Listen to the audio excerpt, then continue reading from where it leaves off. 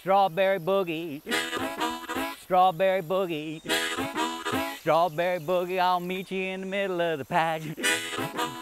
Well, look at there, here's some strawberries. We ought to just go pick some. I got my basket, come on, let's go. Strawberry boogie, strawberry boogie, strawberry boogie, I'll meet you in the middle of the patch. Well, I got this basket about filled up. You might be wondering where I got this basket. Well, there's a story about that. Come on, I'll tell you.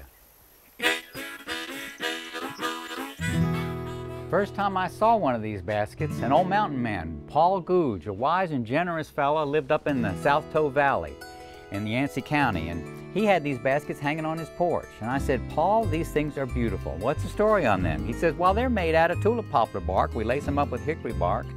Then he showed me how to make one. And come on, I'll show you how to make one. So the first thing is you need to look for a small tree, a young, fast-grown tree. This one here is probably 6 or 8 years old, and it's shading my grapevines over there. So if I want to have grapes, I've got to have a little more sunlight to them. So this is a good candidate from which I can make a whole run of baskets. And so the first thing you can do is cut around the tree trunk. I don't have to go all the way through the tree, I just have to make sure I'm all the way through the bark, because the inside of the bark is real fibrous. Then I'm going to go up here and figure about twice the height of the basket and make this cut.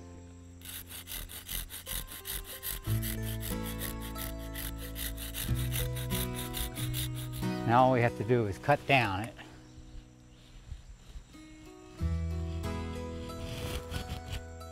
So it's just a matter of lifting this bark right off.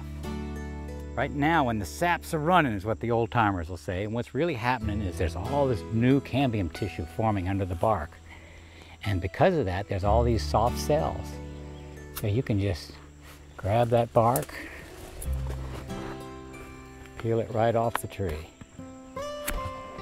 And there it is. I found a poplar branch. It just fell down. And look, it still has the blossoms on it. And the reason they call them tulip poplars is because the flower looks sort of like a tulip. But you know, it's actually a member of the magnolia family. And you know, tulip poplars have more nectar per flower than probably any North American plant. Sometimes the trees will be covered with thousands of these blooms. And the bees can really make a good crop of honey if we beekeepers can get our bees built up quick enough. And you see, they've already got lots of nectar. They'll spend their evenings fanning this and evaporating it, getting it down to the proper consistency before they seal it off. Here's some that they have that's already sealed. And even there's a few little cells with pollen in it.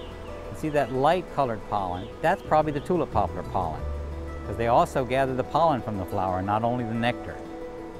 Over the 2 or 3 weeks that the tulip poplars are in bloom, sometimes they'll make more than 100 pounds of honey per hive.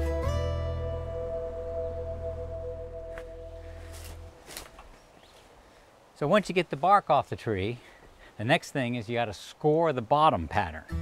And you score sort of like a football shape or like an eye shape.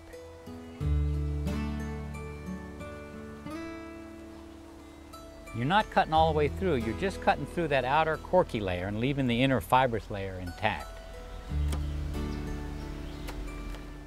Then you take it and sort of bend it on those scoring marks. And basically, you got the basic format for a beautiful natural basket.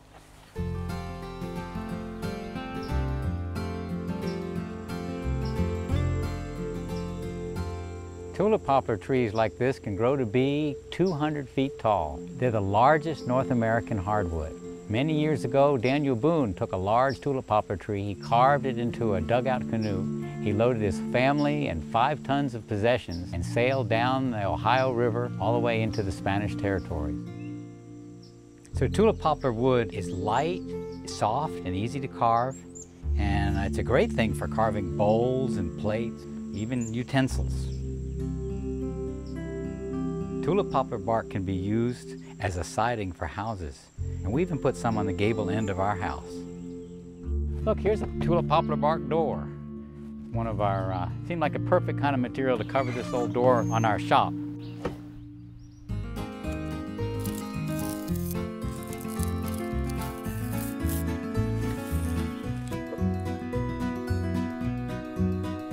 There you go. Now you've got a basket. You can carry those berries home.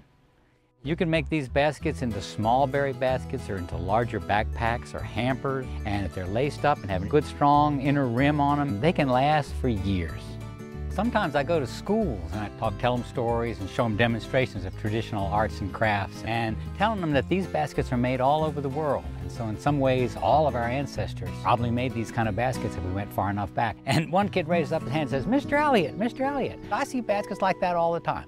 I say, where do you see baskets like that? He says, McDonald's. I said, McDonald's? He said, yeah, man, the large French fries. Now, I don't go to McDonald's much, but I went to McDonald's after school that day. And I bought me a pack of those French fries. And look at that. I realized that the most efficient way to make a vessel out of a piece of flat material is this ancient and yet modern design.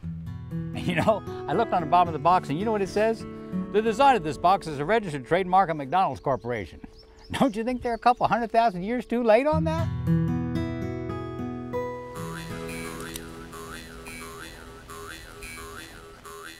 I'm gonna tap it.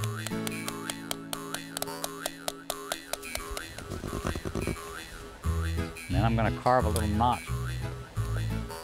And I'm gonna cut around through the wood.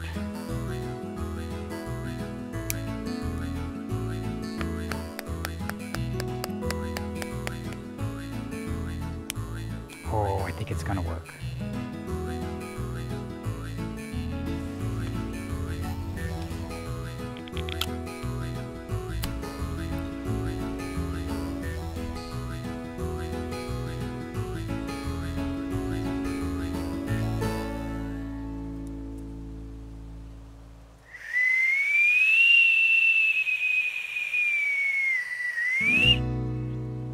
Well, I hope you've come to appreciate the tulip poplar tree. You know, I got the bark to slip to make this whistle, and I guess I'll be slipping away.